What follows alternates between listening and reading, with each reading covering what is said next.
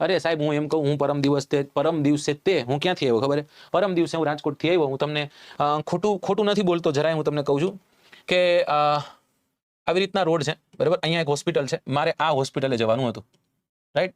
અને અહીંયા રાષ્ટ્રીય શાળા છે રાજકોટની, એની બાજુમાં એક નાનકડો એવો છોકરો એટલે એટલી બધી એજ નહીં, એટલી ઓછી એજ નહીં, એની એજ મને કેટલી લાગતી હતી ખબર? 18 થી લઈ અને 20 વર્ષ જેટલી એની એજ લાગતી હતી. એ છોકરો નાનકડો એવો પેલો ડબ્બો હોય ને, સ્ટીલનો ડબ્બો, એવો સ્ટીલનો ડબ્બો હતો એની પાસે. અને એ સ્ટીલના ડબ્બા ઉપર શું લખેલું હતું? અહીંયા લખેલું હતું ઘૂઘરા, ગરમા ગરમ ઘૂઘરા, આવું લખેલું હતું.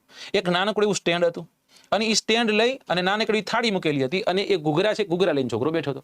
હું સ્પેશિયલ એની પાસે ગયો, બરાબર, સ્પેશિયલ એની પાસે ગયો, એક પ્લેટ મેં ઘૂઘરા ખાધા. એમને કહેતા વાહ સાહેબ વાહ, તમે સમાજમાં યોગદાન કરી નાખ્યું. હવે કહું છું એ સમજો કે આ છોકરો ઘૂઘરા વેચતો હતો. મેં એને કીધું દોસ્ત તું કેટલા ઘૂઘરા વેચી દે?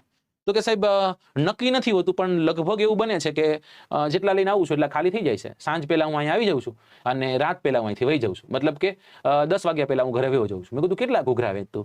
તો કે સાહેબ 1000 રૂપિયાના ઘૂઘરા છે, એ ઘૂઘરા વહી જતા હોય છે. 1000 રૂપિયાના એને ઘૂઘરા વેચ્યા, રાઈટ? આ 1000 રૂપિયાના ઘૂઘરા વેચે, મહિનાના કેટલા રૂપિયા થયા? 30,000 રૂપિયા થયા. આપણે એવું માનીએ કે સારામાં સારા ઘૂઘરા વેચે 15,000 કાઢ નાખાય, 15,000 રૂપિયા કમાશે. કેટલા રૂપિયા કમાશે? 15,000 રૂપિયા. પછી મેં એ છોકરાને પૂછ્યું કે ભાઈ તું આ ઘૂઘરા વેચેસ, તું શું કરેસ? તો કે સાહેબ હું કોલેજ કરું છું. હવે કલ્પના કરો, એ છોકરો કોલેજ કરતા કરતા ઘૂઘરા વેચતા વેચતા પોતાના 15,000 રૂપિયા કમાઈને પોતાના પગ પર ઊભો છે.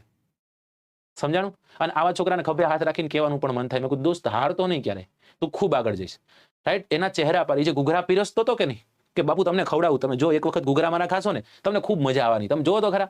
અને ખરેખર એવા આમ આંગળા ચાટી જાવ ને એવા ઘૂઘરા બનાવ્યા તેને ભાઈ. કારણ કે એનામાં દાનત હતી, સમજો, એનામાં દાનત હતી. એક્સપેરિમેન્ટ કરવાની પણ દાનત હતી એનામાં. એ કે બાપુ એક નવી ડિશ તમને ખવડાવું. મેં કીધું ભાઈ હવે છે ને ફૂલ થઈ ગયો, નકર હજી ઘૂઘરા ખાતા. તો કે એક ઘૂઘરું ખાવ, એક ઘૂઘરું. એ એક ઘૂઘરામાં એને ચીઝ નાખી, નાની મોટી બીજી વસ્તુ નાખીને પસમન ખવડાવ્યું.